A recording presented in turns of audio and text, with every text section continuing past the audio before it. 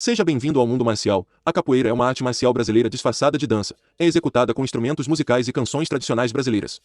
É composto por movimentos específicos de ataque e defesa e, ao contrário de outras artes marciais, o participante está em constante movimento por causa do movimento básico, a ginga. Os movimentos também consistem em posições no chão, chutes, raspagens e acrobacias. Alguns acreditam que a capoeira teve origem na África, outros dizem que ela se formou no Brasil. Ao chegar ao Brasil, os africanos perceberam a necessidade de desenvolver formas de proteção contra a violência e a repressão dos colonizadores brasileiros. Eles eram constantemente alvos de práticas violentas e punições dos fazendeiros. Quando fugiam das fazendas, eram perseguidos pelos capitães do mato, que tinham uma forma de captura muito violenta. Os senhores de engenho proibiam os escravos de praticar qualquer tipo de luta. Logo, os escravos usaram o ritmo e os movimentos de suas danças africanas, adaptando-se a um tipo de luta. Assim surgiu a capoeira, uma arte marcial disfarçada de dança. Foi um importante instrumento de resistência cultural e física dos escravos brasileiros. A prática da capoeira acontecia em terreiros próximos às senzalas, barracas que serviam de dormitório para escravos, e suas principais funções eram manter a cultura, aliviar o estresse do trabalho e manter a saúde física. Muitas vezes, as lutas aconteciam em campos com pequenos arbustos, chamados de capoeira ou capoeirão na época. Do nome deste lugar veio o nome desta arte de combate. Muitas pessoas contam a história de como os escravos trazidos da África para o Brasil praticavam a capoeira em segredo como forma de resistir aos seus senhores de escravos. Há uma verdade parcial nesta história. No Brasil colonial, a capoeira foi criada combinando o engolo, dança guerreira, com várias outras artes trazidas da África para o Brasil. Os escravos africanos foram amplamente autorizados a praticar suas artes e rituais como forma de reduzir a agitação geral nas populações escravas. Em alguns casos, isso saiu pela culatra, os escravos se revoltaram e depois fugiram para aldeias de escravos escondidas chamadas quilombos. A capoeira passou por uma evolução lenta ao incorporar novos movimentos, músicas e rituais. Durante a quase extinção da capoeira pelas autoridades brasileiras no início de 1900, os capoeiristas restantes sobreviveram camuflando a capoeira como uma dança inofensiva. Embora tenha muita divergência sobre a origem da capoeira, podemos rastrear a história no começo do século XVI, quando o Brasil era colônia de Portugal. O trabalho escravo africano foi amplamente utilizado no Brasil, principalmente nos engenhos, fazendas produtoras de açúcar, no nordeste do Brasil. Muitos desses escravos vieram da região de Angola, também colônia portuguesa. Os angolanos, na África, faziam muitas danças ao som de música. O primeiro relato documentado da capoeira no Brasil colonial data de 1789. De acordo com o documento, Manuel Cardoso Fontes comprou um jovem pardo escravizado chamado Adão. Esta era uma prática comum na época em áreas urbanas. Adão foi preso durante um encontro entre capoeiristas onde um deles foi morto. Este e outros relatos nos informam que a capoeira era principalmente um fenômeno urbano. Segundo a lei do reino, o mais grave dos crimes era a prática da capoeiragem, e ainda mais quando resultava em morte. No decorrer do processo ficou comprovado que Adão era inocente da acusação de homicídio, mas sua condição de capoeirista foi confirmada. Como punição, ele receberia 500 chicotadas e 2 anos em obras públicas. Por esta altura, ano de 1789, a capoeira já era ilegal, mostrando-nos que a capoeira tem muitos mais de 230 anos. Para contextualizar, Portugal começou a trazer escravos da África já em 1530. Este documento não nos informa sobre como era a capoeira nesse período. Infelizmente, a capoeira jogada em 1700 e anteriores está perdida para a história. Existem alguns registros históricos que descrevem a capoeira desse período, e fica claro por esses registros que a capoeira daquela época era muito diferente da que praticada agora. Aqui está uma passagem de 1824, de um francês em um livro intitulado Capoeira ou Danse de la Guerre. Os negros têm um passatempo de guerreiro ainda mais violento chamado capoeira. 2 campeões se jogam, um contra o outro, tentando acertar o peito do adversário que desejam derrubar com a cabeça. Eles evitam o ataque com saltos igualmente habilidosos para o lado e paradas repentinas. Mas, lançando-se uns contra os outros, mais ou menos como cabras, pode acontecer que se batam com força cabeça contra cabeça, o que muitas vezes faz com que o jogo degenere em brigas, em que uma faca entra em jogo, provocando derramamento de sangue. Capoeira ou Danse de la Guerre 1824. Tupim, um jogo de cabeçadas jogado pelo povo Cunene de Angola. Isso poderia indicar uma evolução da capoeira, ou outra teoria provável é que a capoeira era um termo geral para abranger várias práticas marciais africanas. Aqui está uma descrição do tupim praticado no Caribe. O ringue sendo formado como antes, a música volta a tocar, e o tupê vitorioso do encontro do último domingo entra no ringue. Os combatentes adversários dançam com alegria descuidada, trocando sorrisos com frequência e balançando a cabeça significativamente um para o outro. Eles então se separam, afastando-se alguns metros um do outro, ainda dançando, pulando e balançando a cabeça, agora curvados para frente, com as mãos cruzadas nas costas, avançam um em direção ao outro. A música cessa, os tupes param por um momento e se olham com um olhar firme de pugilistas científicos, quando, como que por impulso mútuo, ambos se lançam para frente, cabeça contra cabeça. Notas do soldado inglês William Buttersworth. Com base nessas duas descrições bastante semelhantes, não está claro se o francês confundiu capoeira com tupim ou se capoeira tirou conceitos de tupim. A cabeçada ainda é um golpe comum na capoeira hoje. A ligação mais forte da capoeira com a África vem de um ritual conhecido como engolo. Engolo foi usado para preparar os corpos de jovens e meninos para lutar com chutes acrobáticos e rasteiras e movimentos evasivos. As competições de engolo podiam ser usadas como competições atléticas, como cerimônias sagradas de cura ou como uma forma de duelo entre campeões rivais de alas distantes. As partidas de engolo podiam ser divertimentos amigáveis ou competições mortais quando as rivalidades pessoais ou de grupo estavam em jogo. Da mesma forma, o elemento dança da arte era fundamental em competições lúdicas, mas relegado a uma importância periférica durante o combate real. Em sua prática ritual, o engolo, como a maioria das formas de combate africanas, era inseparável da música e da dança.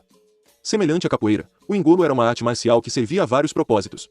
Tanto a capoeira quanto o engolo podem ser um jogo amistoso ou uma luta violenta. Há muitos exemplos de brigas nas rodas de capoeira. E também há exemplos de capoeiristas jogando em seus casamentos. Este último é surpreendentemente comum e mostra como a capoeira é usada para combate e outros rituais comunitários. Existe um grande debate entre praticantes e historiadores sobre se a capoeira é o desenvolvimento do Novo Mundo de uma arte marcial africana ou um sistema originário do Novo Mundo com influências africanas que vão da terminologia ao berimbau, o principal instrumento musical usado para acompanhar o jogo de capoeira. Há até sugestões de que algumas das técnicas de chute sejam derivadas do savate, arte marcial francesa, vinda dos marinheiros europeus que tripulavam os navios cargueiros que atracavam nos portos brasileiros. Independentemente da genealogia, as lendas invariavelmente associam a capoeira à experiência escrava no Brasil no início do século XVI. O vínculo da dança que caracteriza a prática da capoeira permitia a prática de técnicas marciais, mas ocultava sua intenção dos capatazes. Golpes desferidos com os pés e cabeçadas poderiam ser desferidos por homens acorrentados. Além disso, a prática da capoeira permitiu que os escravos que escaparam e sobreviveram se estabelecessem nas comunidades nas matas dos quilombos, para se defenderem dos grupos de homens armados que buscavam prendê-los e devolvê-los ao cativeiro. Em 1890 a capoeira é tornada oficialmente legal pelo governo brasileiro.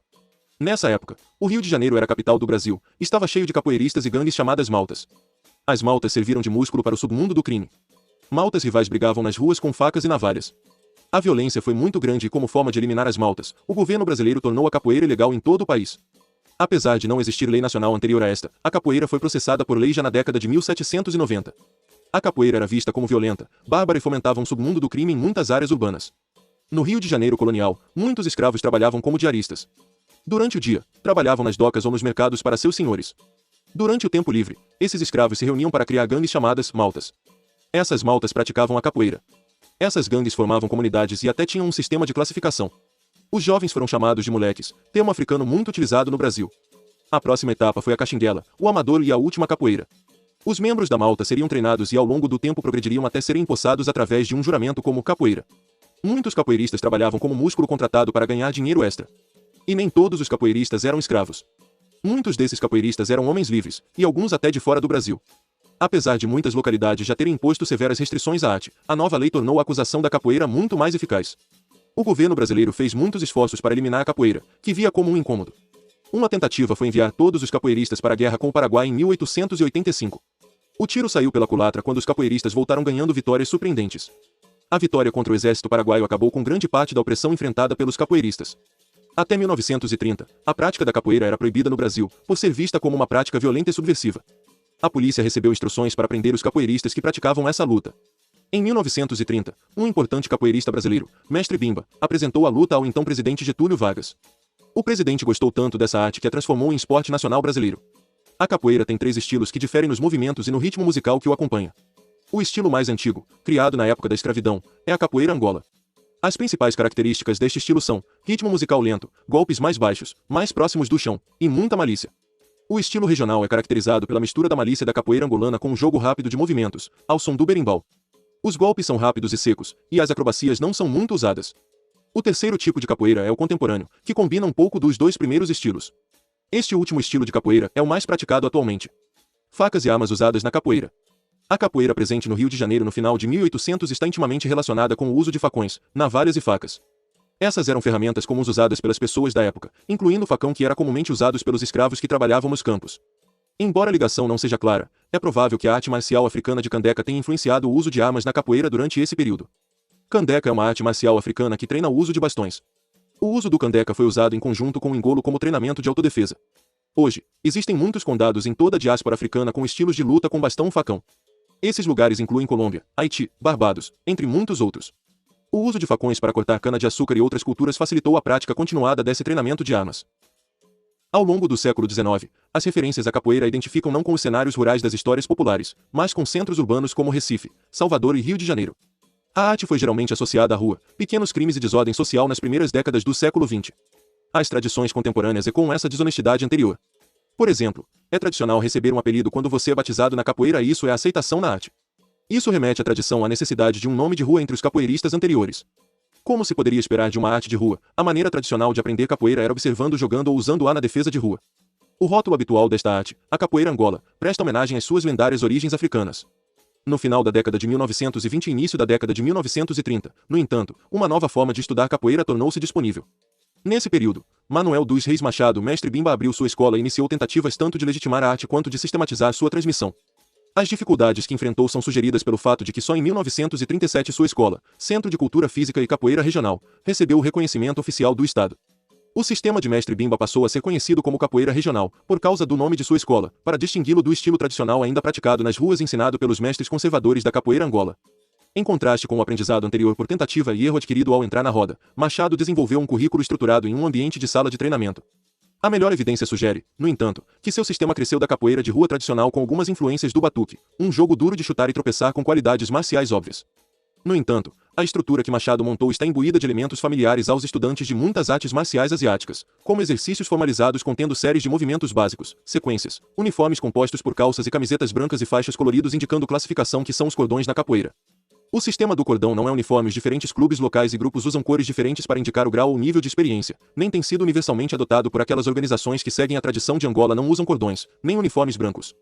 A capoeira é jogada, portanto, uma partida é rotulada de um jogo. O jogo acontece em uma roda por participantes que aguardam sua vez de jogar. O jogo é tocado com o acompanhamento musical de instrumentos de percussão derivados de arquétipos africanos, o berimbau, um grande arco musical que utiliza um ressonador de cabaça que é tocado batendo sua corda de metal com uma baqueta, o pandeiro, o agogô, um par de sinos sem badalo batidos com um bastão de metal, o reco-reco, um raspador dentado, e o atabaque, tambo de conga. As músicas que envolvem um padrão e resposta são cantadas durante o jogo. As palavras dessas canções incorporam, para dar alguns exemplos, comentários sobre a capoeira em geral, insultos dirigidos a vários tipos de jogo ou tipos de jogadores e alusões biográficas a capoeiristas famosos. O sentido da capoeira como dança é estabelecido por essa moldura musical para a ação e completado pelos movimentos que ocorrem dentro da roda.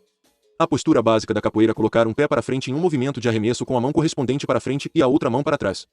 Há, no entanto, uma variedade considerável na execução da postura, tanto entre jogadores individuais como entre as tradições regional e Angola, e as posturas mudam rapidamente, com os pés alternando no tempo do acompanhamento musical em uma ação dançante chamada uma ginga.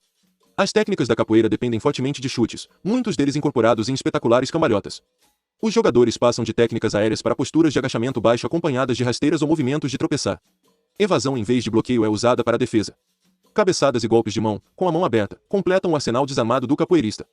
Novamente, há uma distinção entre Angola e regional, com o primeiro apostando mais em chutes baixos, raspagens são jogados em um ritmo mais lento.